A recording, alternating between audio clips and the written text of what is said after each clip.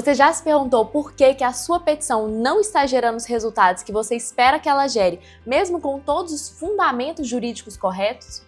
Eu preciso te falar que o grande erro pode estar na forma como você passa o seu conhecimento pro papel. Eu sou a professora Iana Cabanelas, do curso de Prática Jurídica aqui do Estratégia Concursos, e hoje eu vou te contar 3 erros que você anda cometendo nas suas petições e muitas vezes você acha que está arrasando mesmo cometendo esses erros.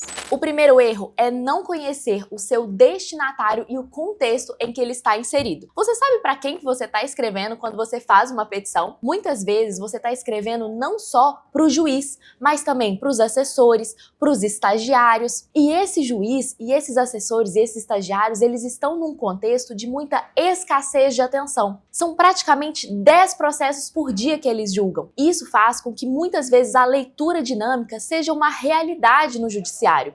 Então, eles não leem a sua petição do início ao fim. E é fundamental você entender isso para fazer petições muito mais eficientes, considerando a finalidade da sua petição, que é o quê? Convencer. Por isso, você precisa dar um foco especial no seu argumento mais forte e usar técnicas e talvez até elementos visuais para garantir uma leitura dinâmica da sua peça, mas ao mesmo tempo persuasiva. E aqui eu vou te dar uma dica prática quando você for escrever a sua petição e lá na hora de você revisar, você vai fazer o seguinte exercício. Se coloque no lugar do julgador.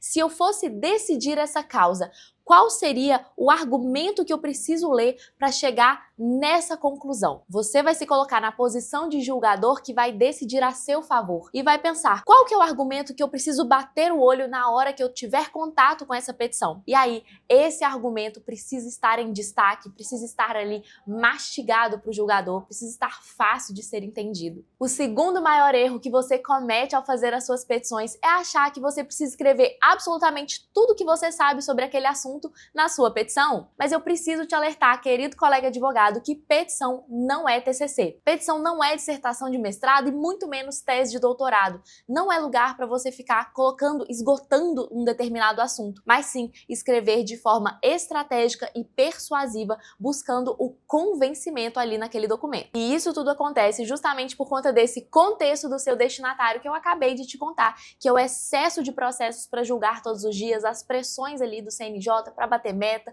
e essa leitura dinâmica que já é uma realidade. Então, o que você precisa fazer é realmente focar no seu argumento mais forte, deixar ele mais em destaque na sua petição e não tentar ficar ensinando o direito para o julgador. O juiz, ele sabe o direito. O estagiário, os assessores, eles têm ferramentas de consulta. Você não precisa ficar transcrevendo todos os dispositivos legais na sua peça. Foque em transcrever apenas aqueles dispositivos que são menos usuais, aqueles mais diferentões mesmo que a gente não tem contato do dia a dia. Mas, artigo 98 do Código de Processo Civil, por exemplo, não precisa ficar transcrevendo na sua petição. O outro erro que está dentro desse de ficar falando demais nas nossas petições é justamente você ficar enchendo de doutrinas e jurisprudências. A gente só coloca jurisprudência para teses que são muito controversas, para teses em que varia a interpretação. Para teses em que a gente já tem um entendimento firmado, mais do que consolidado, não precisa ficar enchendo de jurisprudência na petição.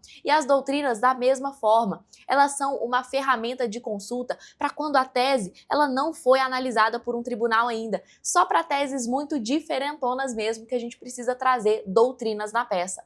Fora isso, é focar justamente nos fatos e nas provas e mostrar como que o direito se aplica a esses fatos e a essas provas. E o terceiro maior erro que você comete ao fazer as suas petições é usar excesso de juridiquês. Quantas vezes a gente não termina uma peça que tá lá com as suas 30 laudas e fala, nossa, escrevi bonito. Sabe, a gente que é advogado, a gente tem essa veia do juridiquês. Isso daqui tá quase que nato na gente, né? Só que agora, com esse contexto que eu acabei de te falar do nosso destinatário, com esse excesso de processo para julgar todos os dias, mas a verdade é que o juridiquês, ele não passa de uma barreira na sua argumentação. Muitas vezes a sua tese, ela tá brilhantemente construída, mas ela está escondida por trás de cortinas fechadas. Cortinas essas que são o próprio juridiquês. E aqui eu vou te trazer alguns exemplos de juridiquês. O uso de termos em latim, uma escrita muito rebuscada, ou seja, com palavras não familiares para o seu destinatário, repetição excessiva de termos técnicos, jurídicos e, inclusive, de argumentos. Tudo isso são palavras desnecessárias que estão sendo inseridas ali na sua peça. E lembre-se, juridiquês é diferente de tecniquez. Quando você está fazendo uma petição, é sim correto você utilizar termos técnicos. Afinal, o seu julgador ele vai entender o que você está falando. Porém, juridiquês é quando você usa termos excessivamente rebuscados e que não são familiares para o seu destinatário. Por exemplo, uso de latinismos, destarte, expositis e todos esses termos que a gente sabe que são próprios do meio jurídico. E agora você deve estar se perguntando, mas por que isso é um erro, afinal das contas, sendo que todos nós crescemos nesse meio de juridiquês? A verdade é que nem todos que vão analisar a sua peça conhecem esses termos. E aí, aonde está o problema? É justamente no fato de que isso cria barreiras e ruídos na comunicação. Ou seja, isso faz com que a peça ela se torne mais difícil de ser lida. Toda vez que nós estamos diante de uma peça que gera algum tipo de desconforto no leitor, o leitor ele tende a negar, achar que aquilo que está escrito naquela peça não é verdade. Olha o alerta que eu te dou aqui, advogado. Toda vez que o seu leitor se depara com uma escrita muito rebuscada, isso faz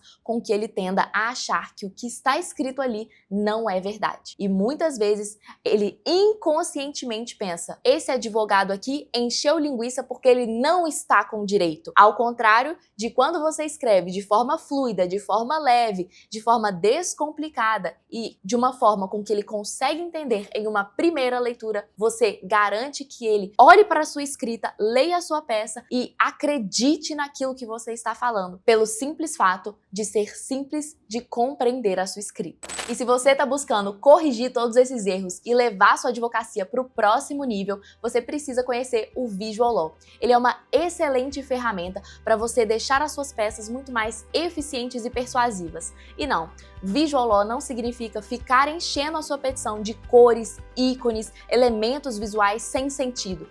Pelo contrário, Visual Law significa direito da informação jurídica, ou seja, é você comunicar as informações jurídicas de uma forma mais eficiente e persuasiva, considerando a finalidade que aquele documento se destina. E, no caso das petições, a finalidade delas é convencer o julgador. Então, se você quer entender sobre o Visual Law e como aplicar ele na sua advocacia, se inscreve aqui no canal do Estratégia, deixa o seu like nesse vídeo e já comenta aqui qual desses erros você anda cometendo nas suas petições.